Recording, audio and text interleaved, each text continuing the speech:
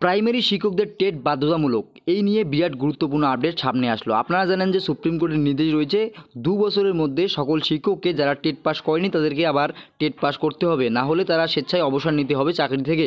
আর এই নিয়ে একাধিক জল্পনা শুরু হয়েছে রাজ্য থেকে গোটা দেশব্যাপী। তো এই মামলাকে ঘিরেই উত্তরপ্রদেশ সরকারের তরফ থেকে কিন্তু রিভিউ পিটিশন দাখিল করা হয়েছে। এছাড়াও এই মামলার শুনানি কবে এবং রাজ্যেরই বা অবস্থান কী রয়েছে। তো আপনারা দেখতে পাচ্ছেন state of Uttar Pradesh versus Anjuman ইশিয়াদি তালিম ট্রাস্ট।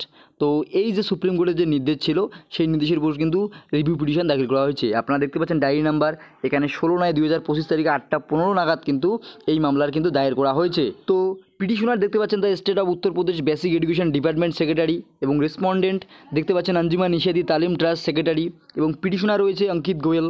কাজেই সুপ্রিম কোর্টের নির্দেশের উপর কিন্তু রিভিউ পিটিশন দাখিল করা হয়েছে।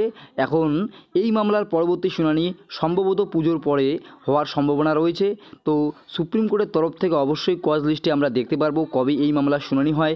পরবর্তী আপডেট আসলে আমরা অবশ্যই কিন্তু আপনাদের জানিয়ে দেওয়ার চেষ্টা করব। তবে সুপ্রিম কোর্টের এই নির্দেশ গোটা রাজ্য থেকে শুরু করে দেশব্যাপী এক তুমুল আলোড়নের সৃষ্টি করেছে। কেননা যে সমস্ত শিক্ষকদের বয়স 50 ঊর্ধ্ব তাদেরকে আবার নতুন করে টেট পরীক্ষায় বসতে হবে। এই নির্দেশ কতটা যুক্তিসঙ্গত তা কিন্তু প্রশ্নচিহ্ন থেকেই যায়। আরটি অ্যাক্ট অনুযায়ী 2010-এর পরে যারা শিক্ষক পদে নিযুক্ত হয়েছেন তাদেরকে ডিএলএড করতে হবে, টেট করতে হবে, ঠিক আছে। কিন্তু এর আগে যে সমস্ত নিয়োগ প্রক্রিয়া হয়েছিল তারা সেক্ষেত্রে তো কোনো এটা ম্যান্ডেটরি নিয়ম ছিল না। তা সেক্ষেত্রে নতুন করে পুরনো শিক্ষকদের আবার এই মামলায় নিয়ে এসে তাদেরকে আবার টেট পরীক্ষায় বসানো, সেক্ষেত্রে এই নির্দেশ কতটা যুক্তিসঙ্গত সেই বিষয়ে আপনাদের মতামত অবশ্যই কমেন্ট সেকশনে কমেন্ট করে জানাবেন। ভিডিওটি ইনফরমেটিভ মনে হলে অবশ্যই লাইক করে শেয়ার করে সবাইকে জানিয়ে দেবেন। ধন্যবাদ।